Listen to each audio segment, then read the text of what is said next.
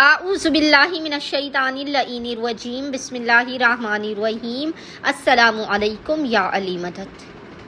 مومنین و مومنات کی خدمت میں شب قدر کا بے انتہا مجرب ترین وظیفہ عمل لے کر آئے ہیں۔ شب قدر کا، لیلۃ القدر کا، شب 19، 21 اور 23 رمضان کا بے انتہا مجرب اور جلالی ترین وظیفہ عمل لے کر آئے ہیں۔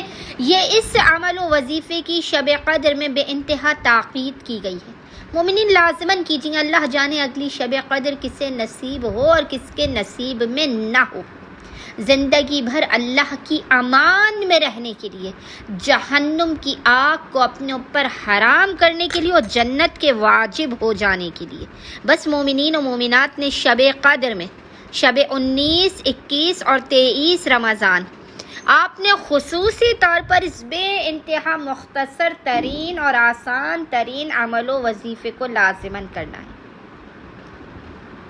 پورے سال امان الہی میں رہنے کے لیے، ہر بلا، مصیبت، آفت و پریشانی سے بچے رہنے کے لیے، جو بخت و مقدر میں بھی نہیں ہے اسے حاصل کرنے کے لیے بس مومنین و مومنات نے کرنا یہ کہ شب قدر میں، شب 19، شب 21 اور شب 23 رمضان کریم، آپ نے دیگر اعمال شب قدر کے ساتھ ساتھ دعائے جوشن کبیر، دعائے جوشن کبیر جو شب قدر کے افضل ترین اعمالوں میں سے ایک عمل ہے، اسے لازماً پڑھنا ہے۔